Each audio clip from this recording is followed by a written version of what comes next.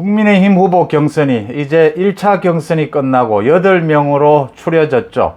그 다음에 토론회도 1차 토론회가 끝나고 추석 연휴가 지나는 23일에 2차 토론회가 열립니다. 앞으로 2차 경선 결과가 발표되는 10월 8일까지 보름여 남았습니다. 2차 경선 결과 4명으로 이제 추려지지 않습니까? 도대체 4강 안에는 누가 들까? 아주 관심을 끌고 있습니다. 1차 경선 결과, 그 다음 1차 토론회를 저음해서 4강으로는 이렇게 꼽혔습니다. 윤석열, 홍준표, 유승민, 최재형이 4강으로 유력하다 이렇게 꼽혔는데 지금 하루가 멀다 하고 굉장히 많은 일들이 발생을 하면서 예측할 수 없다. 특히 3위, 4위, 5위, 6위는 지지율에 큰 차이가 없는 이만큼 언제든지 바뀔 수 있다라는 점에서 굉장히 변수가 많습니다. 국민의힘의 지금 후보 경선 결과를 예측하는 데는 다른 많은 여론조사는 거의 참고사항에 불과합니다. 가장 중요한 것은 1차 경선 결과가 가장 중요하다. 현재로서는 윤석열, 홍준표, 유승민, 최재형으로 꼽히는 이 4강 구도가 10월 8일에는 어떻게 바뀌게 될까? 여러분들과 함께 전망해 보고자 합니다. 추석 연휴 즐겁게 보내고 계십니까? 송은재TV 시작하겠습니다. 아직 구독자가 아니신 분들은 좀 귀찮으시더라도 빨간 구독 버튼 눌러주시면 저한테는 큰 힘이 된다는 말씀 드리고 시작하겠습니다. 그러니까 1차 경선 결과 8명이 선출된 이후에 이제 1차 토론회를 거치게 되면서 많은 일들이 발생을 했습니다. 첫째, 윤석열 후보에게는 그 여당이 공격을 했던 고발 사주, 이 고발 사주가 제보 사주 아니냐, 박지원과 조성은이 주도한 제보 사주가 아니냐라는 의혹으로 덮여지고 있습니다. 이렇게 덮여지고 있는 데는 고발 사주의 실체가 굉장히 지금 검찰에서 또 공수처에서 조사를 하고 수사를 하고 있는데도 드러나는 것이 없다. 거기에다가 박지원 국정원장과 조성은이 등장을 하면서 이게 신뢰도가 크게 떨어지면서 여권에 의한 정치 공작, 제보 사주가 아니냐 오히려 하는 부분이 오히려 더 설득력을 얻으면서 윤석열 후보를 향했던 그 공격이 오히려 역풍이 불고 있다. 이런 점.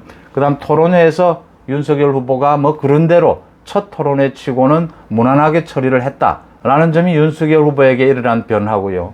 두 번째, 홍준표 후보에게 일어난 변화는 매우 큽니다. 1차 토론회에서 조국 수사가 과잉 수사였다, 잘못된 수사였다라는 부분에 대해서 다른 후보들의 집중적인 공격을 받았죠.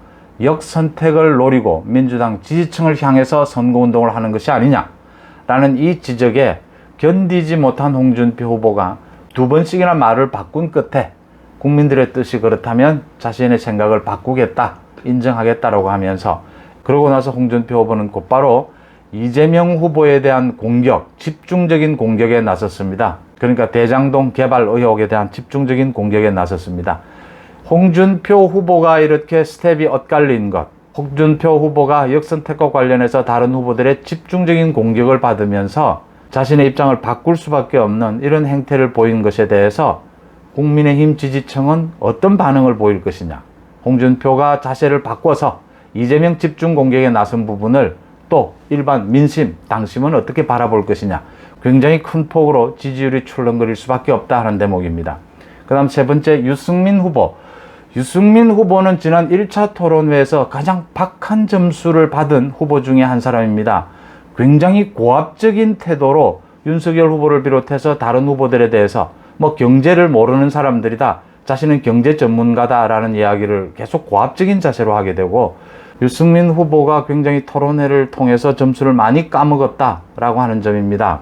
반면에 토론회 내용 면에서는 원희룡이나 하태경 후보가 굉장히 내용 면에서는 알찼고 또 홍준표 후보나 유승민 후보에 대해서 문제점을 꼬집어내는 그런 부분에 있어서 날카로움을 보였다라는 평가를 받고요. 그 다음 최재형 후보와 황교안 후보는 굉장히 보수의 품격을 보여주는 책임감 있는 보수의 후보로서의 자세, 태도를 보여줬다.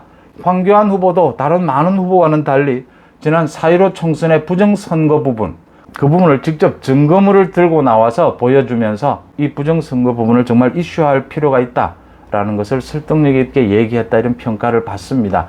지금 국민의힘의 1차 경선 결과를 제가 전체적인 것은 지난 유튜브에서 거의 대부분을 말씀을 드렸습니다. 이 자세한 내용은 국민의힘 측에서 공개하지 않기로 했기 때문에 제가 다 말씀을 드릴 수는 없지만 지금 가장 중요한 것은 1차 경선 결과거든요. 이 1차 경선 결과를 토대로 제가 분석을 해 보겠습니다. 일단 윤석열 후보의 좀 반등세, 상승세는 이어지지 않겠느냐 이렇게 보입니다.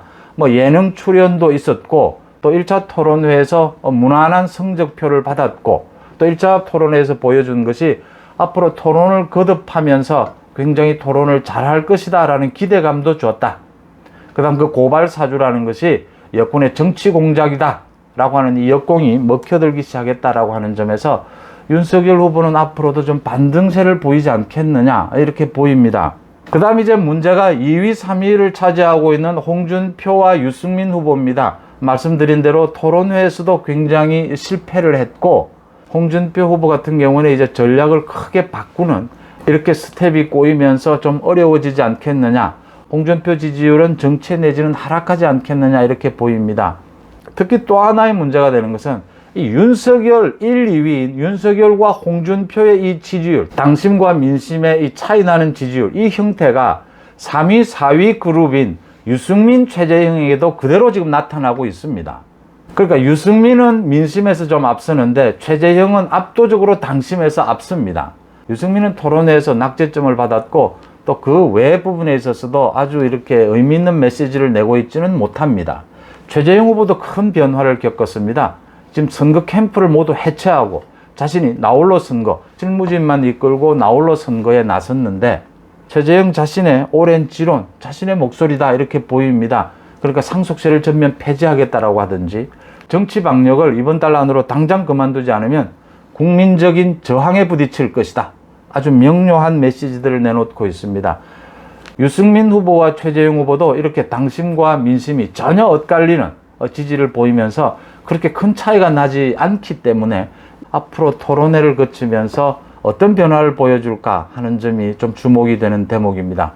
그러니까 최재형 후보가 두 자릿수 가까이 지지율이 가다가 꺾인 이후에 이제 최재형 후보와 원희룡, 하태경, 황교안 후보 이 네 사람 또는 유승민 후보가 만약 지지율이 좀 하락한다면 이 네다섯 사람 2%에서 3%를 오르락내리는 거의 큰 차이가 없이 언제든지 뒤바뀔 수 있는 그런 수준이라는 겁니다.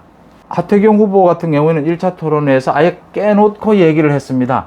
4강 안에만 자신이 들게 해달라. 4강 안에 자신이 들어야 경선에 그 흥행이 될 것이다. 경선에 또 어떤 분위기가 살아날 것이다. 이런 얘기를 하면서 4강 안에 드는 것을 목표로 이렇게 얘기하기도 했습니다. 그렇게 하는 이유가 이렇게 4-5명의 지지율이 큰 차이가 없다. 언제든지 뒤바뀔 수 있다 하는 점에서 앞으로 토론회를 거치면서 이제 보름 남았습니다. 어떻게 변화가 될 것이냐가 이제 관심을 끄는 대목입니다. 그러니까 윤석열의 선두는 유지될 것이다. 홍준표는 정체 내지 하락하겠지만 2위권을 형성하는 데는 큰 무리가 없을 것이다. 이렇게까지는 보입니다. 그 다음 유승민이 유력하긴 하지만 유승민도 그렇게 안정권은 아니다. 3위, 4위 두 자리를 놓고 유승민, 최재형, 황교안, 원희룡, 하태경 이 5명이 정말 한 치 앞을 내다볼 수 없는 승부를 펼치게 될 것이다. 이렇게 예상이 된다는 점입니다. 결론적으로 앞으로 남은 토론회에서 하태경이나 원희룡 후보가 얼마나 파이팅을 하느냐 이 부분도 관심거리지만 책임 당원들의 힘을 얻고 황교안과 최재형 후보가 얼마나 선전할 것인가 하는 점이 가장 주목이 됩니다. 고맙습니다.